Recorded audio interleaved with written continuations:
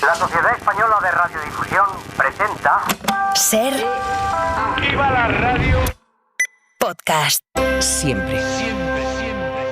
Acaba una edición de Cannes marcada por el cine americano, por las estrellas y por las películas evento de los veteranos, pero también por buen cine de autor y propuestas kamikazes. En este episodio repasamos todo lo que hemos visto y analizamos cuáles son las tendencias que marcarán el cine de esta temporada. Además, es semana de grandes estrenos con Furiosa, la precuela de Mad Max, con Anya Taylor-Joy y Chris Hemsworth, con los actores y el director, con Josh Miller. Hemos charlado de alegorías, mundos apocalípticos y heroínas. A salas llega también una de las películas del año en el cine español, segundo premio, La leyenda de los planetas, bajo la mirada de Isaki Lacuesta. Un menú completo. ¡Acción!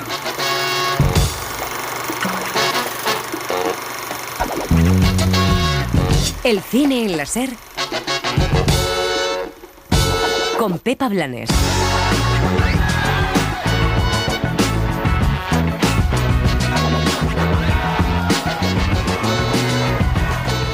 Cannes llega a su fin, un festival que ha dejado algo fría a la crítica, que venía con muchas expectativas después de la brillante edición del año pasado.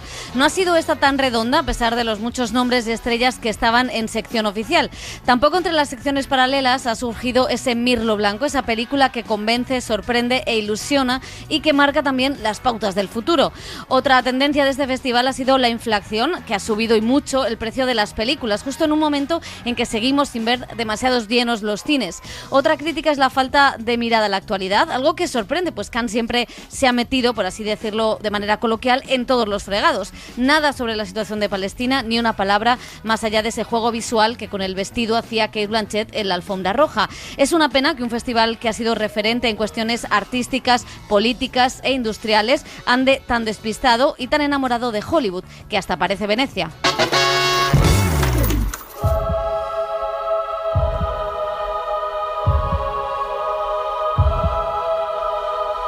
El cine en la Ser desde Cannes. T'es comme un voile qui s'accroche à tous les clous. Tu t'effiloches, tu t'abîmes à tous les coups. Tu te fais du mal. Souvent, tu te fais du mal. Tu te fais du mal. Souvent, tu te fais du mal. L'amour cogne, que le cœur il ne laisse jamais personne te faire croire le contraire, l'amour ne cogne. Hola, ¿qué tal? Bienvenidas, bienvenidos al Cine en la Ser. Tenemos nueva edición desde el Festival de Cannes, con todas las películas de la sección oficial vistas, con mucho que comentar de todo el cine que ha pasado por allí. Y la verdad es que aún nos seguimos recomponiendo. Elio Castro, José Manuel Romero, ¿qué tal? ¿Cómo estáis? Hola, recomponiéndonos. Recomponiendo, no del cansancio físico, que eso nos costará un poquito más, digo del susto de Megalópolis, esa película tan esperada, ese proyecto megalómano, por parafrasear el título de la película, de Francis Ford Coppola. There's so many people, when they die, they say, oh, I wish I had done this, I wish I had done that. But when I die, I'm going to say, I got to do this, and I got to see my daughter win an Oscar, and I got to make wine, and I got to make every movie I wanted to make, and I'm going to be so busy thinking of all the things. Bueno, pues maravilloso, Francis Ford Coppola, en una rueda de prensa en la que estuvo exultante, decía que cuando muera, pues él podrá presumir, allá donde sea, de haber hecho las películas que ha querido, de haber visto a su hija ganar un Oscar, ¿no? Y de haber hecho viñedos, que eso también es importante, aunque ya no los tenga en su posesión, porque ha pagado con ellos esta película, que Elio, te vamos a contar, José y yo, lo que hemos sentido viendo Megalópolis. José, empieza. Escalofríos. Escalofrío en la noche. Escalofrío, sí. A ver, es una película demencial, loca, apabullante también, esta fábula epopeya romana en el Nueva York futurista o del siglo XXI.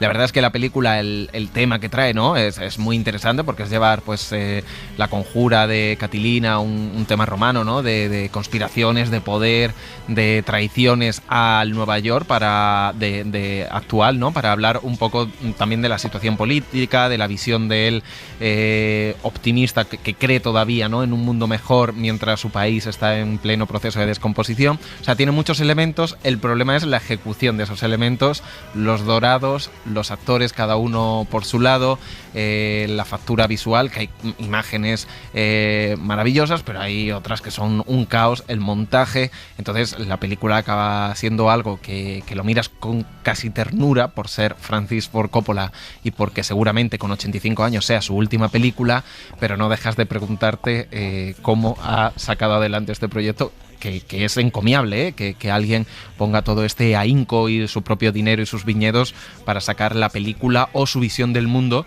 porque él es un poco el alter ego de este Adam Driver que tiene, o el legado que quiere dejar como cineasta. ¿Hasta cuándo, Catilina, abusarás de nuestra paciencia?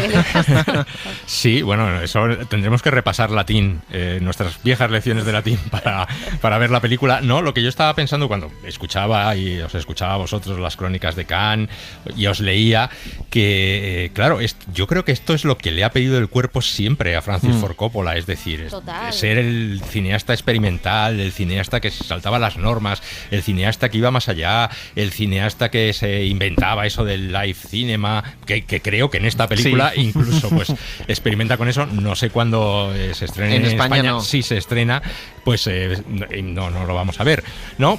Entonces, de películas que son bellísimas pero incomprendidas, como Corazonada, eso es, digamos, lo normal. La excepción a lo mejor es el Francis Ford Coppola del Padrino. Yeah. Es decir, cuando está más sujeto, cuando tiene que hacer algo más convencional, que le salen unas obras maestras extraordinarias como Los Padrinos, ¿no? Y Apocalypse Now, que es su desmesura también, su locura, el no saber hacia dónde va un proyecto, una película que se le va de las manos, que luego la vuelve a retomar, que luego la estrena, pues eso también podía haber pasado aquí en Megalópolis, ¿no? Pues probablemente, pues no, como decís vosotros, no le ha salido, pero es que yo creo que es el Coppola de verdad. Claro, es que a mí, yo me lo pasé estupendamente. Hay cosas, evidentemente, que son horteras, kitsch, es excesiva, pero yo creo que tiene una reflexión y que tiene un arrojo al adaptar un libro inadaptable, como hizo con El corazón de las tinieblas, ¿no? Que yo le perdono todos los fallos de esta película, que son muchos, ¿no? Porque cada actor está en un registro, porque las escenas de sexo son, como decía el Guardian, old school, ¿no? Bueno, pero de esos hay muchos en este can, luego lo comentaremos. Pero que hay una pasión y hay una mirada por el futuro que creo que pocos cineastas tienen, ¿no? O por arriesgar en un momento en el que el cine casi se copia a sí mismo constantemente, y esta sección oficial es un ejemplo de poca novedad. Que claro, que un señor de 84 años haya hecho esto, que es la gran obsesión de su vida, y el contar América desde esta perspectiva, pues aunque sea una cosa muy loca y a veces hortera, yo creo que tiene un mérito tremendo, y además tiene una cuestión política muy importante, ¿no? Porque, como decíamos, pues es una adaptación de lo que pasó en la República Romana, de esa corrupción en la Roma antes de pasar al Imperio, en una Nueva York futurista, ¿no? Ahí está Adam Driver, que es este visionario que interpreta a un alter ego del propio director. So my feeling was that to do a Roman epic set in modern America, but I had no idea that the politics of today would make that so relevant, because what's happening in America, in our republic, in our democracy, is exactly how Rome lost their republic thousands of years ago. So it's a real, and you even see now in articles and in Saturday Night Live, mencionaba el Saturday Night Live. La verdad es que es un señor que está al tanto de todo, y es verdad que hay un paralelismo entre esa decadencia de la República Romana hasta que empezó el Imperio con la decadencia que hay ahora en la democracia americana. Y Elio, esto te va a encantar, porque en esa rueda de prensa le decía a John Boyd: John, habla tú de fascismo, que tú tienes otra opinión distinta. Pero no llegaron a las manos, al revés, ¿no? Fue hasta tierno, porque dice, tenemos opiniones distintas y en este reparto y en esta película hay diversidad ideológica, pero John, a que los dos queremos lo mismo para nuestros nietos, ¿no? Entonces había ahí un momento bonito de imaginar el futuro que le van a dejar a su familia. Los nietos de Jon Voight, que son los hijos de Angelina Jolie. De Angelina, exactamente. No sé si Angelina se llevará muy bien con su padre en estos momentos. Sí, han tenido sus...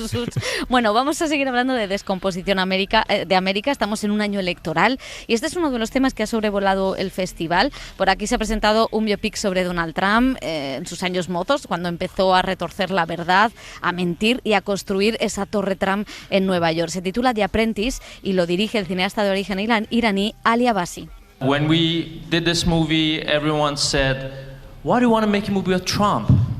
You know, if you want to tell something about the world, do it in a nice way, in a metaphorical way."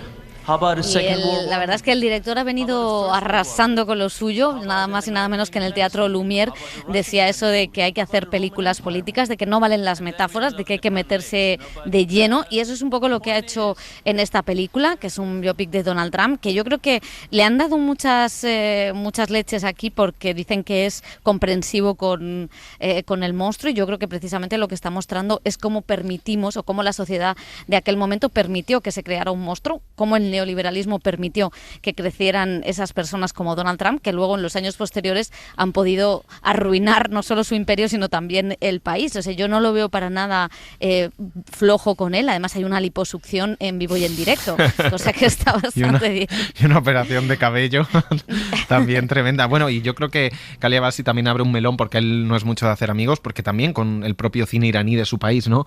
Él siempre le ha reprochado al cine iraní que sea tan metafórico para contar la represión en su propio país, ¿no? Y que hay que atacar directamente a los regímenes autoritarios. Aquí lo hace de alguna manera con Trump, y también no vamos a desvelar nada en este especie de biopic, ¿no? Del aprendiz de lo que es hoy Donald Trump. Hay una escena íntima de Donald Trump que yo creo que cuando se estrena en Estados Unidos, que aún no la han visto allí, o sea, la ha visto la prensa americana en Cannes, pero no han podido hacerse a la idea de lo que es. Yo creo que va a causar mucha polémica, aparte de demandas y lo que tenga que causar. Bueno, pues este ha sido uno de los biopics de esta edición. El otro ha sido uno de Limonov, un poeta radical, disidente ruso. Es la película del ruso Kirill Srebrenikov, que lo cierto es que desaprovecha todo el material político y profundo que tenía el libro de Carrer. Pero vamos a seguir en América, porque también esta ha sido, como decimos, una edición donde el cine en inglés se ha visto mucho aquí en Cannes. Otro director independiente nos mostraba la cara B de Estados Unidos, Sean Baker, autor de títulos como Florida Project, Red Rocket.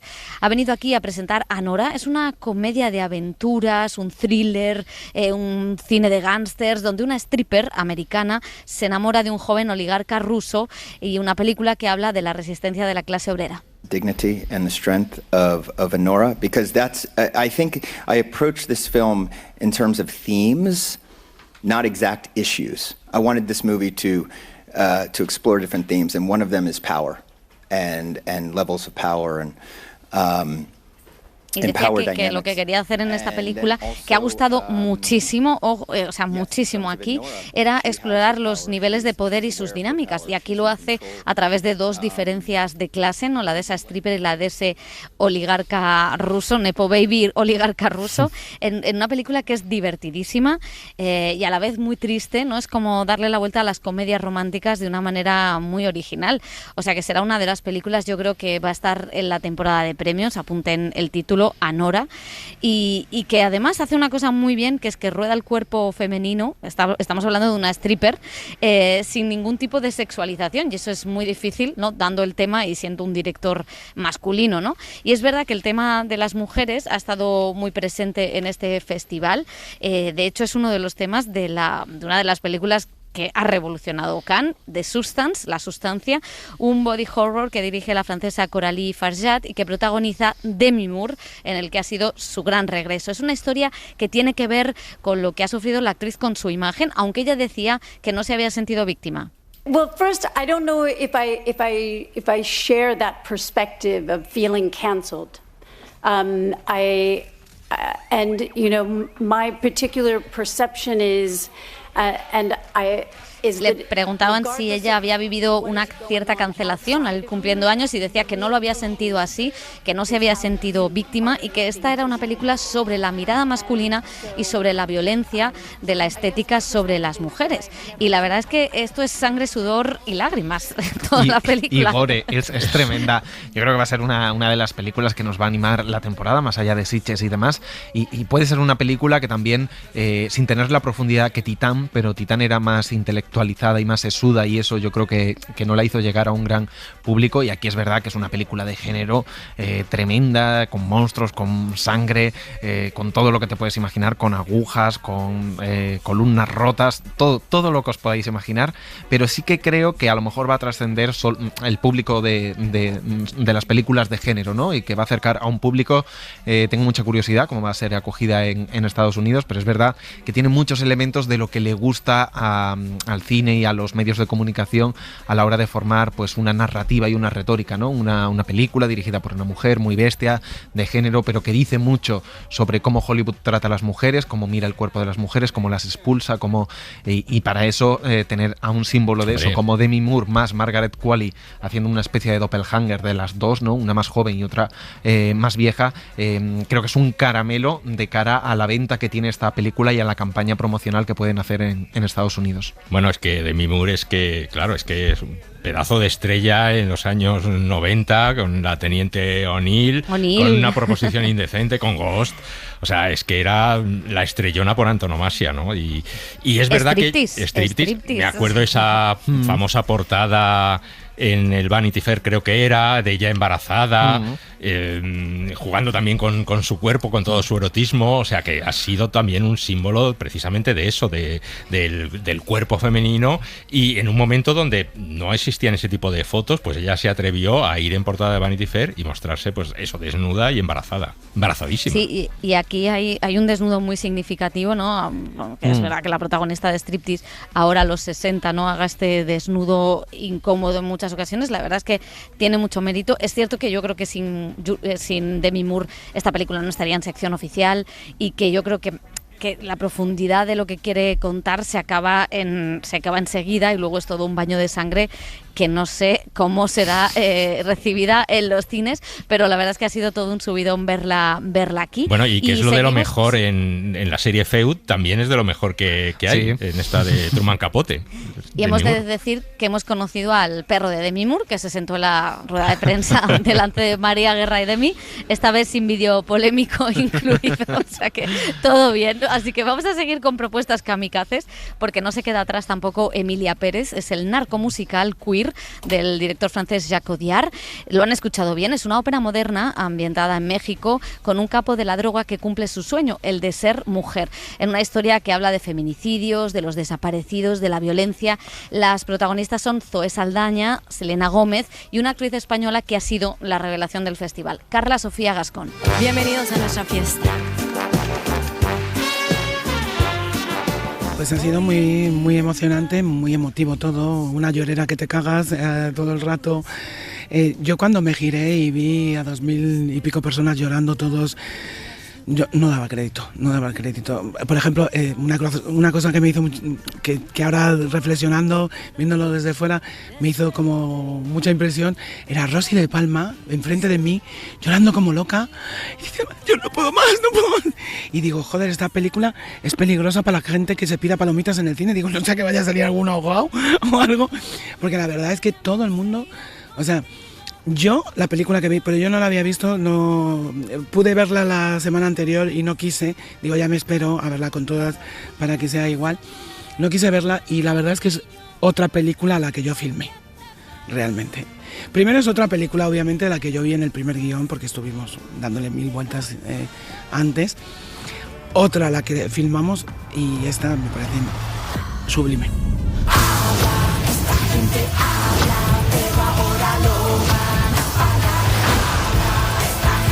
Yo creo que la película El hombre le ha dado más vueltas que me voy a callar.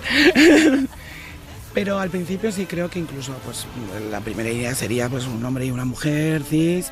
Luego, a mí en realidad lo que pasó es que yo tuve la fortuna de encontrarse a ellos, pero yo creo que ellos tuvieron la fortuna de encontrarme a mí también.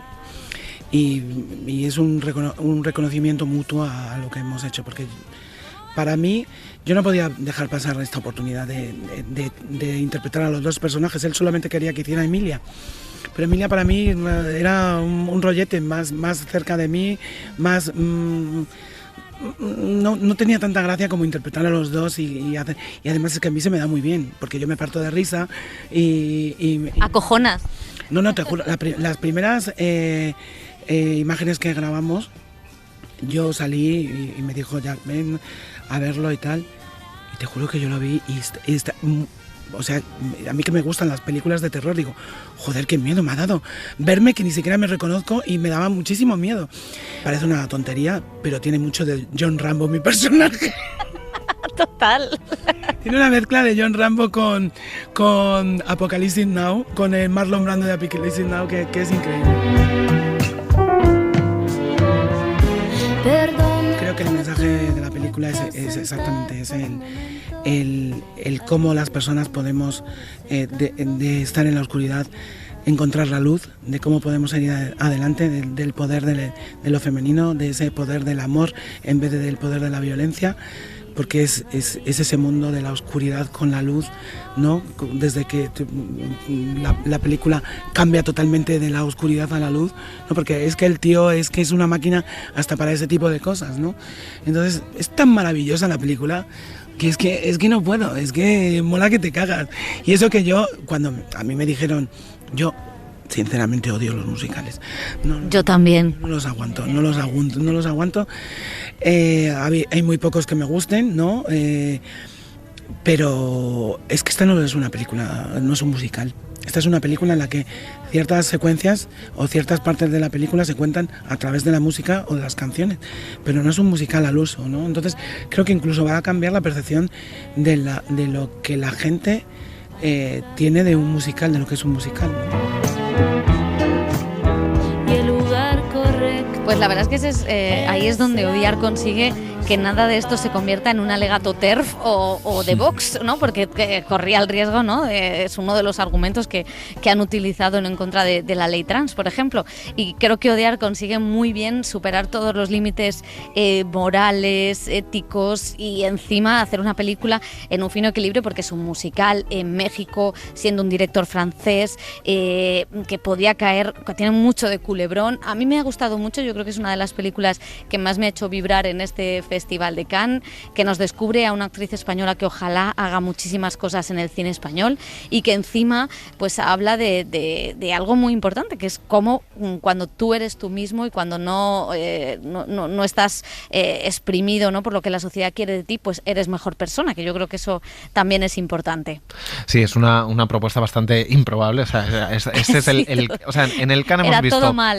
No, hemos visto un Cannes, por un lado, lo que a mí me ha dado tiempo a ver los días que he estado, que ha sido un Cannes como muy correcto, muy no anodino, pero de alguna manera que no ha brillado algo, ¿no?, más flojo, y luego propuestas, sobre todo 3 o 4 películas que han ido a por todas a nivel de riesgo y de kamikaze, como decía Pepa, y esta, especialmente con la de Coppola, es una de ellas, porque solo el planteamiento, la premisa que tiene de un capo de los narcos mexicanos transicionando a mujer, cambiando su vida, pero juntándolo con los desaparecidos, con los feminicidios en México, con Selena Gómez intentando hablar español, porque la pobre no se le da bien. A pesar de ese nombre y ese apellido. En musical, haciéndolo en musical, pero un musical estilo, no una net, pero con ese estilo de ópera más moderno, ¿no?, con canciones más modernas.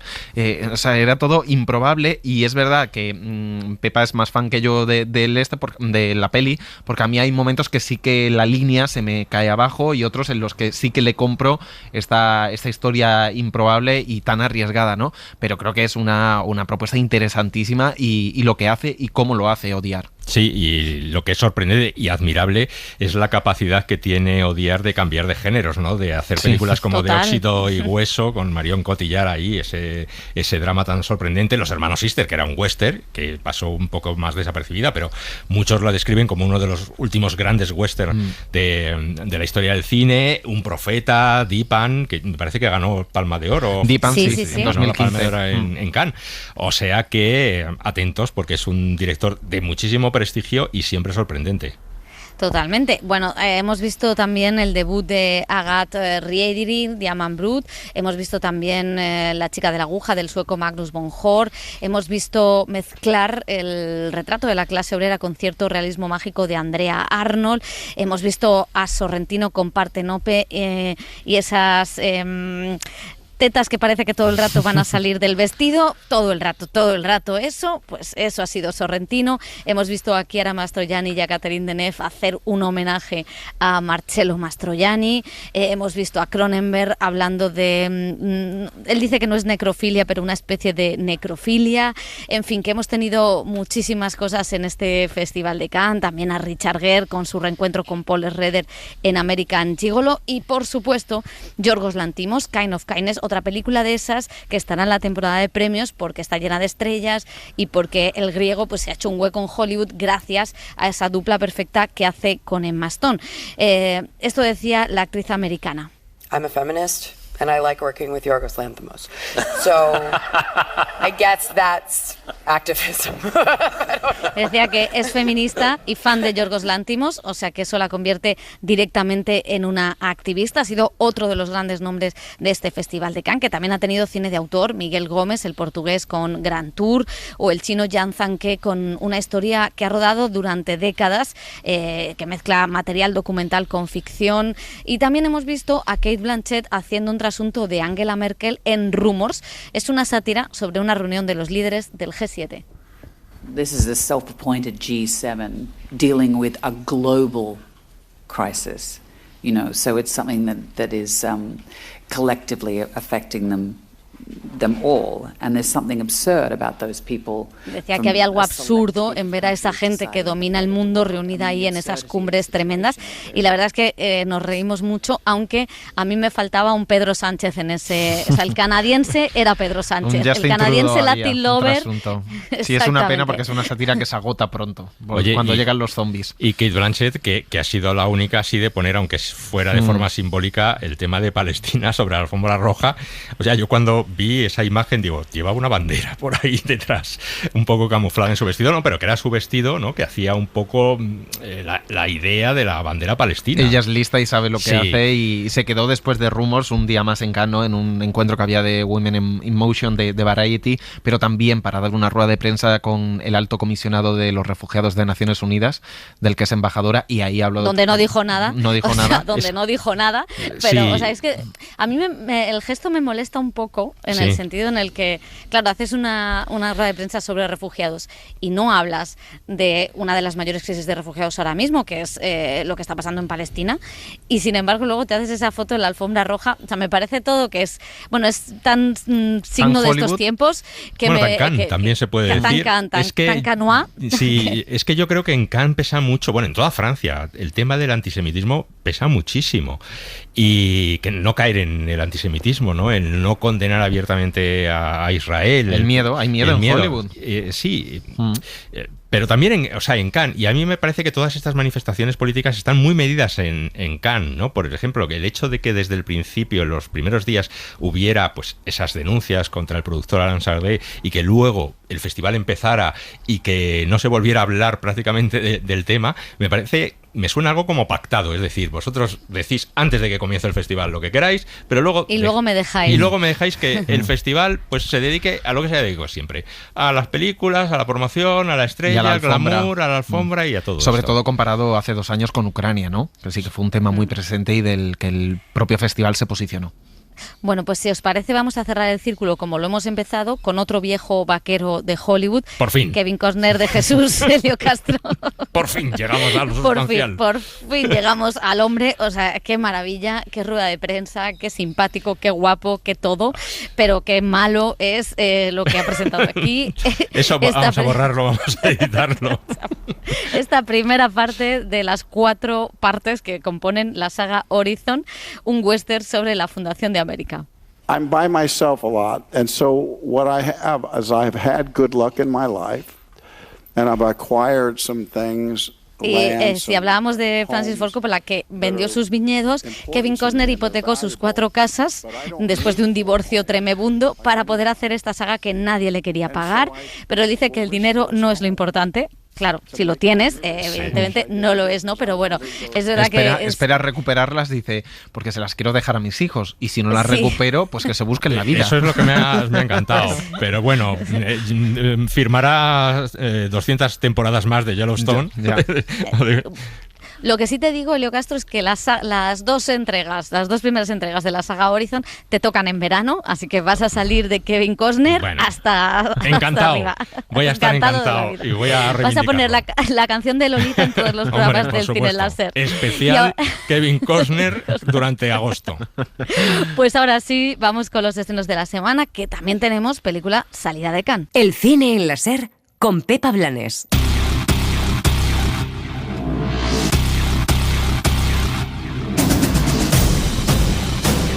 If you're just repeating what you've done, there's sort of no appetite to do it. You've explored that. Si solo repites lo que has hecho, no te quedan ganas de hacerlo más, ya has explorado eso. Nunca pensé ni siquiera en hacer 2 películas de Mad Max y ahora ya voy por la 5ª. Y a menudo me he preguntado, ¿estoy loco? I've often wondered, am I crazy? Entonces me doy cuenta de que me impulsa mi curiosidad. Siento que sigo aprendiendo y estoy muy interesado en la historia, en encontrar la mejor manera de contar la historia a través de las herramientas disponibles.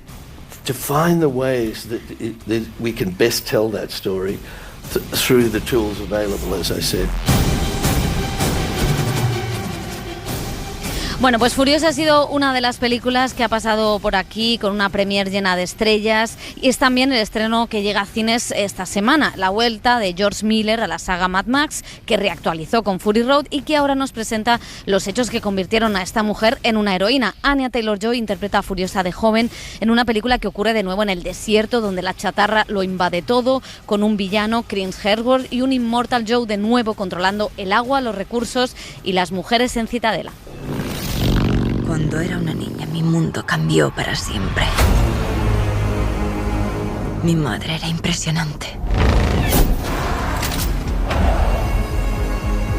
Y él me lo quitó todo. ¿A quién tenemos aquí?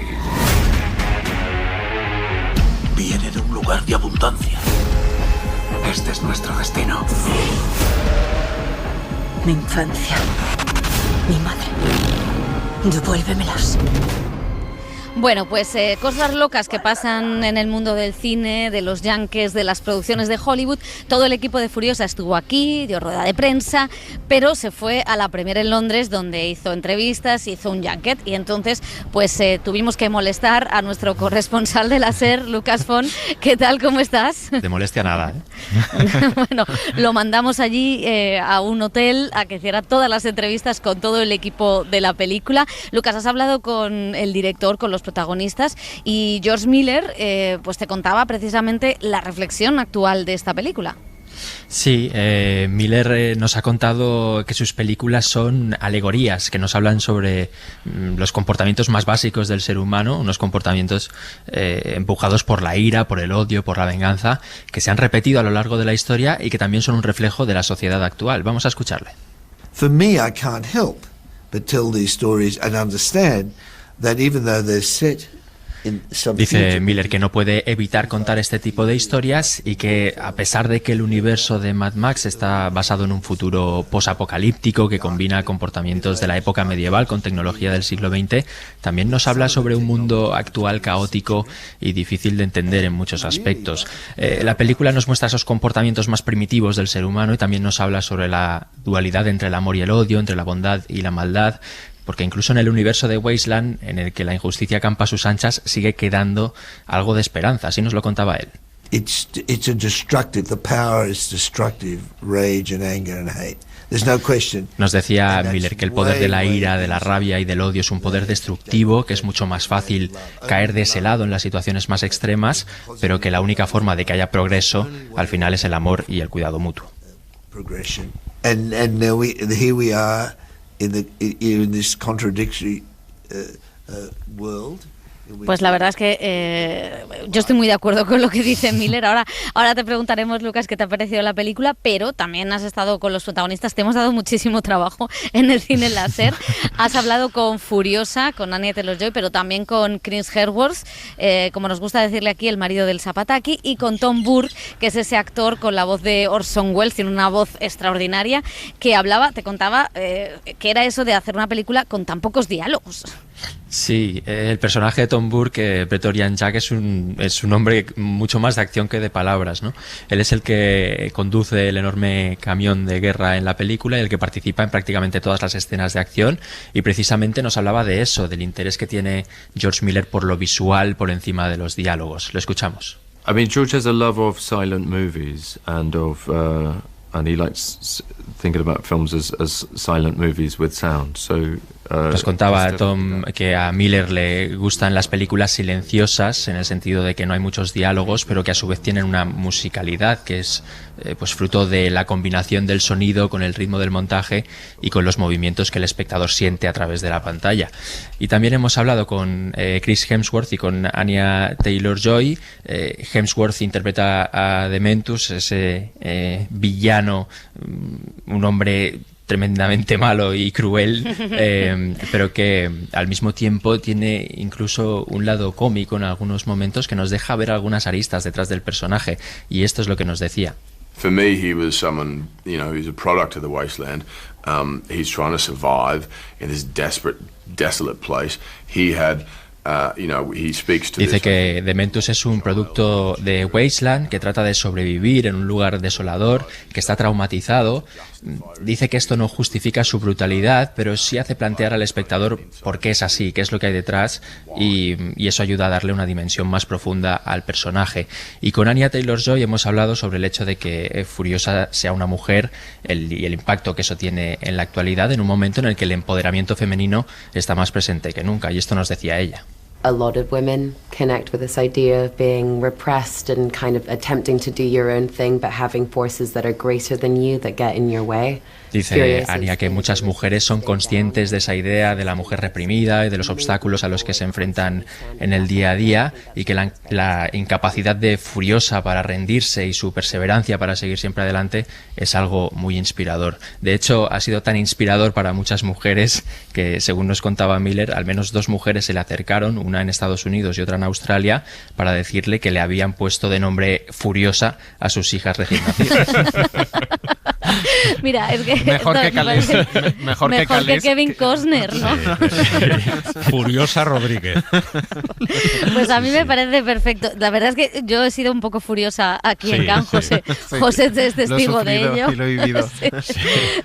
Bueno, y Lucas, que ya te hicimos ir a ver la película para hacer las entrevistas. ¿A ti qué te ha parecido? No sé si eras fan de la saga antes. Me ha gustado. Creo que el universo de Mad Max no está hecho para todo el mundo, ¿no? Con ese estilo rockero, el culto a los motores, a las ruedas, y esos personajes que incluso generan algo de repelús, ¿no? Pero creo que detrás de las escenas de acción y de las persecuciones espectaculares también hay un mensaje. No es una de esas películas que sales del cine reflexionando sobre cosas existenciales o sobre temas muy profundos, pero creo que es una buena opción para pasar una tarde entretenida. Pues mira, en eso estamos de acuerdo. Sí. A mí me gusta porque, claro, esta cosa de que no haya agua, ¿no? De la cosa por los recursos, o sea, toda esta cosa. Es verdad que creo que lo que le pasa a esta película es que el efecto sorpresa, ¿no?, del anterior ya no lo tiene, porque ya hemos visto la reactualización de la saga de George Miller, pero a mí no hay nada malo en ella. O sea, yo me lo paso bien, entro en esa persecución por el desierto todo el rato, me gusta mucho Anya Taylor-Joy, y luego los temas, pues es verdad que yo ya los ha explorado, pero son tan interesantes de cara a este momento que vivimos, donde también la escasez de agua no es una de las cosas que tenemos, donde, bueno, pues el cuerpo de las mujeres sigue siendo un campo de batalla, que me parece, la verdad, me parece interesantísimo, me parece un blockbuster muchísimo mejor que Dune y muchísimo mejor que muchos otros. Totalmente de acuerdo. Yo suscribo cada una de tus palabras, no puedo añadir nada más, salvo que Lucas Font me ha recordado a Hugh Grant en Notting Hill, que se ha tragado todo el junket. Incluso las entrevistas al final con las que no quiere nadie. Y que no, sí. Pero no me he ido con la actriz. Eso es la diferencia. Hombre, he de decir que Tom Burke es un actor que me encanta. Es verdad que no es protagonista parco, y no es demasiado Palabras. conocido, pero es un actor maravilloso que hace muchas cosas de autor y de repente verlo aquí ha sido como también un descubrimiento. La película es muy entretenida. A mí me parece que 2 horas y pico que se te pasan rapidísimamente, y lo que dices tú, acostumbrados a la pesadez, a la profundidad, casi podemos decir un poco súper sesuda de Dune, pues yo me quedo con Mad Max. Sí, ¿no? Es curioso porque las comparaciones con Dune, ¿no? Por estar reciente el estreno de la segunda parte, el tema desierto, ¿no? La ambientación del desierto son odiosas, pero creo que sí que son oportunas en el sentido en el que hay una película que quiere ser muy intensa y muy trascendental y muy mística y demostrar que es elevada, y sin embargo creo que George Miller es alguien de andar por casa en el sentido de que su película no es pretenciosa ni tiene ninguna de esas ínfulas, ¿no? Sino que practica un cine muy físico, es defensor de este cine también como muy artesanal, aunque aquí hay ya más efectos digitales que por ejemplo en Fury Road, el anterior, pero sigue teniendo esa cosa sucia, esa cosa violenta, esos moteros que decía Lucas, esos rockeros, con todo, con el desierto, con esos personajes, y te conoces más o menos la historia, porque en Fury Road ya te daban la pista, ¿no? De, bueno, a mí me sacaron de mi hogar familiar, el hogar de la abundancia, yo siempre quise recuperar a mi madre, bueno, a mi madre no, volver con mi familia, y siempre había estado presente la idea de la venganza, ¿no? Y aquí es simplemente que te cuenta, te desarrolla esa historia, pero a pesar de que la historia más o menos te la sabes, funciona porque tiene muy claro lo que es la acción, las piruetas, toda la chatarra que decíamos en el desierto, y cómo no se cansa de sacar recursos, porque yo a veces flipo que va de un lado a otro del desierto y siempre encuentra en cualquier escena, ¿no? algún recurso más para hacer que la acción cambie o que sea diferente. Entonces creo que es una saga que él creó, que ha revitalizado, que la ha hecho para una nueva generación en el siglo XXI y que sigue estando súper en forma y sigue siendo súper actual por todos los temas que habéis comentado. Pues vamos a dejar aquí el momento Furiosa. Lucas Font, te hemos fichado ya para el Cine en la SER, o sea que cuenta con más colaboraciones, y gracias por todo. Si es para ver cine, me apunto para lo que sea. Estupendo, pues muchas gracias, y nosotros seguimos con los planetas. El Cine en la SER con Pepa Blanes.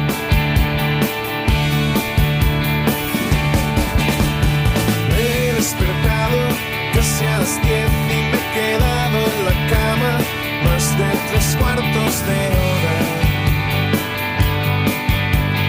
He merecido la pena. No son el grupo más famoso de España, pero Los Planetas se merecían su película, segundo premio, ganadora de la Biznaga de Oro en Málaga. Es una mirada al grupo granadino que en los 90 revolucionó la música española con otro sonido, con sus letras llenas de desamor.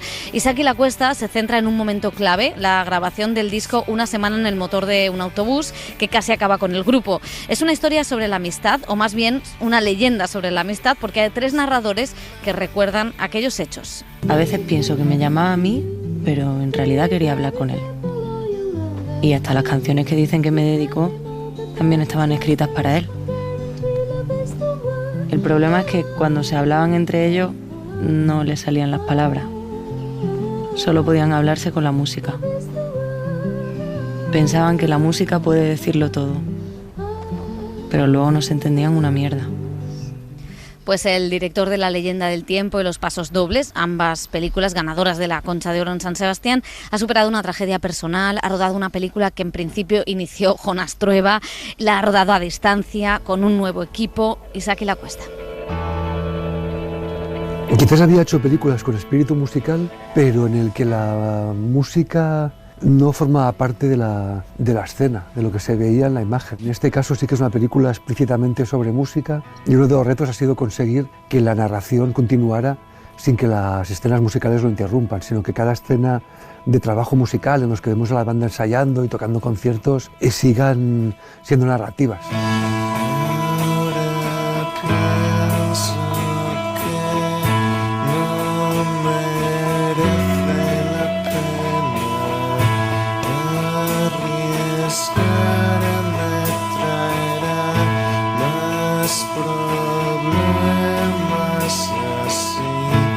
pongo el ejemplo de las películas de los hermanos Marx, ¿no? Que tú estás viendo la película y de repente aparece Harpo, toca 4 minutos una canción, la película se detiene y luego se reanuda. Aquí no, aquí el reto en guión y luego en montaje es que la película siga sucediendo durante la música. El rumor que nos llega de Granada es que los planetas se están separando. Quedamos 3.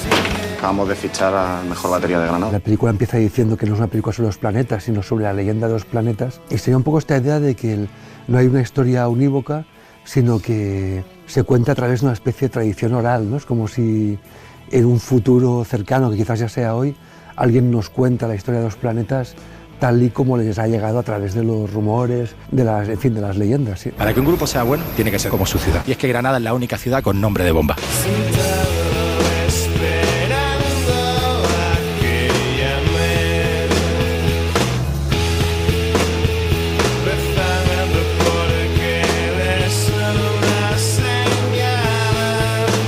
Siempre pienso que es una pena y una fortuna que la gente no sepa todo el tiempo que lleva preparar una película. Creo que si supieran todo el esfuerzo que lleva y cuánta gente está trabajando para cada plano, igual se le dedicaría un valor que no se le puede dar, pero al mismo tiempo perdería toda su magia. O sea que es mejor que nadie lo sepa. Es como si los espectadores de un mago supiéramos lo que le ha costado hacer el truco, no tendría ningún sentido. Ellos querían celebrar los 27 grabando el mejor disco del mundo. Yo no. En esta historia yo soy la que no está. A mí lo que me gusta del cine precisamente es que es un arte completamente bastardo, hecho a base de mezclar música, teatro, tradiciones literarias, tradiciones pictóricas, a base de agarrar todo lo que existe en la cazuela, revolverlo y que salga algo distinto. Sí creo que la música es lo que más me emociona, más que el cine, y sí le doy a la música más valor y más importancia. De hecho, estos días bromeaba que si Tangana se pasa al cine, yo me paso a la música para intentar hacer un equilibrio. El mundo tiene que estar equilibrado y yo me ofrezco a pasarme a la música, falta que los músicos me quieran. Bueno, pues yo ya lo digo, soy muy fan de esta película. Elio, no sé si te parece uno de los biopics más originales, sí, musicales. Precisamente porque no es el biopic el antibiopic. Es el antibiopic, ¿no?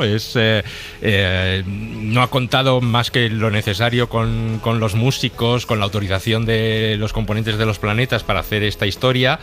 Y luego ha sido totalmente libre para hacer lo que sea y además con ese espíritu de contar casi una antihistoria, lo que pasó, lo que dicen que pasó, lo que pudo pasar, lo que nadie sabe. En fin, es una película que además de eso, del proceso de creación, y ahí hay muchas conexiones, como decía el propio Isaki, con el cine, ¿no? De lo que te sale, en el momento que te sale, de la inspiración, del trabajo, de los desmanes propios de una banda de rock. Pero también es una historia de profundo amor por la música y de no renunciar a los valores que uno cree a pesar de todo, a pesar de que le pongan un cheque delante y decir, pues oye, te ofrecemos tanto por hacer tal. No, que ellos querían hacer ese tipo de música y además juntos. Dos personalidades que parecen completamente divergentes, pero que se necesitan completamente, ¿no? para funcionar. Creo que la película tiene mucha magia y que espero que el público... Y además es una de las películas que a mí personalmente más me gustan, de Isaki Lacuesta, con el que siempre tengo alguna controversia. O sea, es adorable, pero a mí hay películas que no me gustan, no las acabo de comprender, y en cambio en esta veo mucha magia, veo mucha verdad, a pesar de los condicionantes que ha tenido en el rodaje, ¿no? Y de su colaboración con Paul Rodríguez, ¿no? Que no hay que desdeñar tampoco, claro. No, total, y con los actores que están estupendos, y es muy difícil porque los músicos de los planetas tienen un perfil muy extraño, ¿no? Porque tienen un carisma muy raro, ¿no?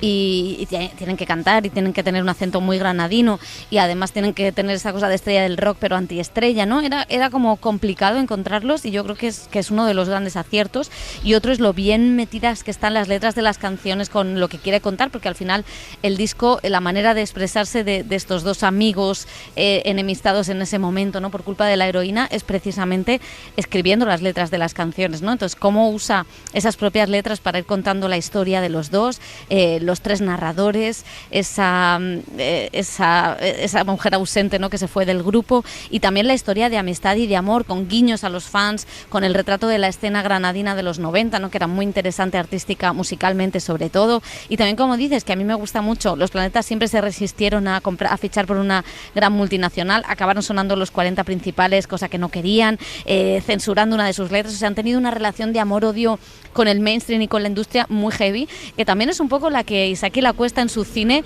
ha ido sorteando, entrando, saliendo, no haciendo películas como Los Pasos Dobles, luego haciendo cosas más convencionales, que yo creo que hay casi una historia metacinematográfica muy, muy, muy interesante.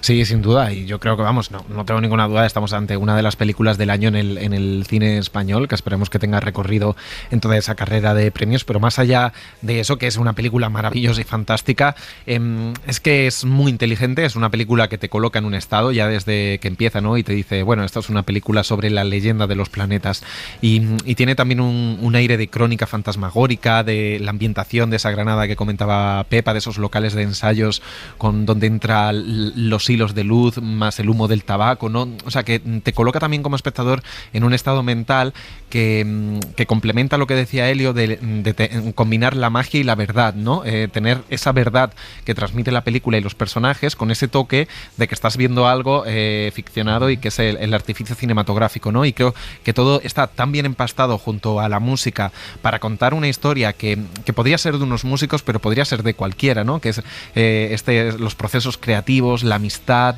las dudas, la gente que se ha quedado atrás, si puedo seguir sin esa gente, el ego, si los utilizo o no los utilizo. O sea, creo que trasciende el propio nombre de los planetas, y sí estoy de acuerdo en que va más allá a la leyenda de los planetas, ¿no? Y a cómo se empastan todos estos elementos y lo que crea Iñaki también con esa especie de ensoñaciones, colocones en determinados momentos de la película. Creo que es fantástico, y a nivel de dirección es una película apabullante. Pues sí, y atención a estos tres nombres: Daniel Ibáñez, Cristalino y Stephanie Magnin, que son los tres descubrimientos de esta película, que esperemos esté en la carrera de premios porque es fantástica.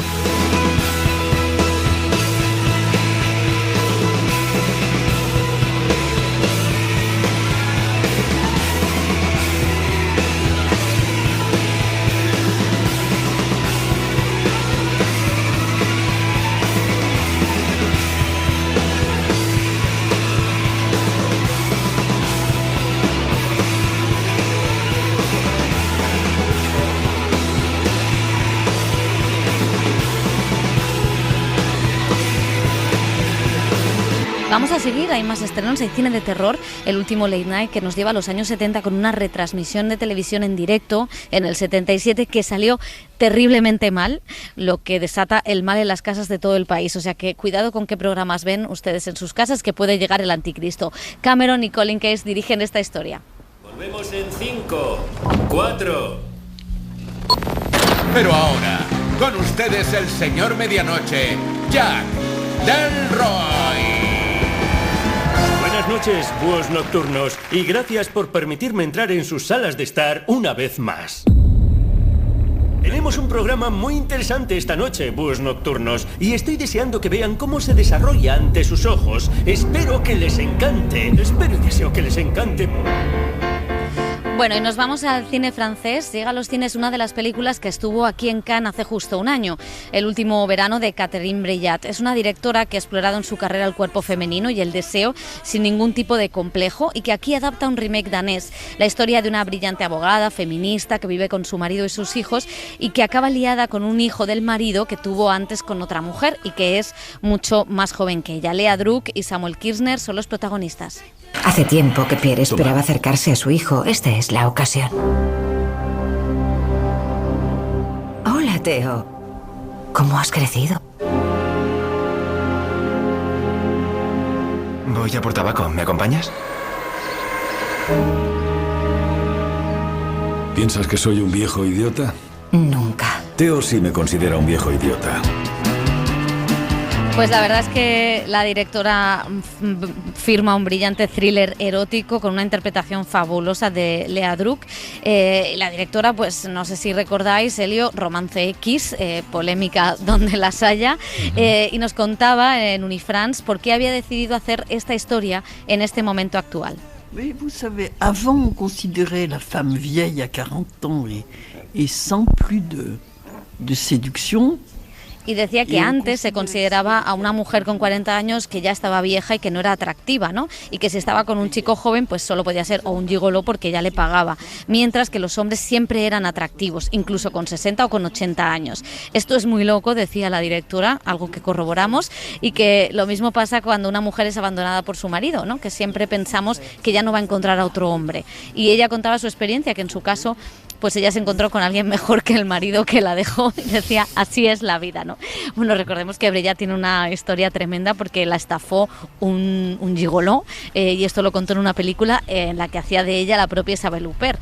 Ella tuvo además una parálisis tremenda, o sea que tiene una historia fascinante y terrible a la vez, y recomendamos mucho esta película. Y otra película francesa de Yvan Attal que nos presenta el drama Jugando con Fuego, que él mismo protagoniza junto a Maïwenn y Guillaume Canet. Attal interpreta a un marido fiel que descubre que su esposa le es infiel con su mejor amigo, de cuya novia acaba enamorado. ¿Quieres que me sienta culpable? Deja a esa chica. Me preocupo por Delphine. El gran Mathieu, don perfecto, un caballero en todos los sentidos. Delphine queda como una tonta y no dices nada. Y encima le apoyas. Vincent es mi amigo, nos salvó la vida.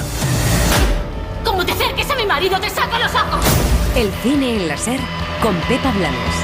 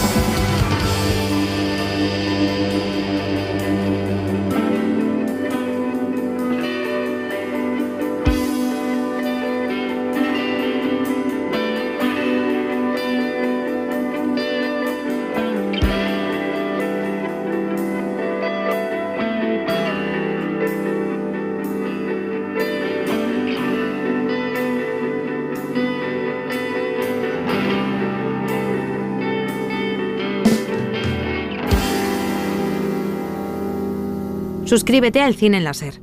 Escúchanos en directo en la SER los sábados a las 7:30 de la mañana y los domingos a las 3 de la madrugada. Cadena SER. La radio.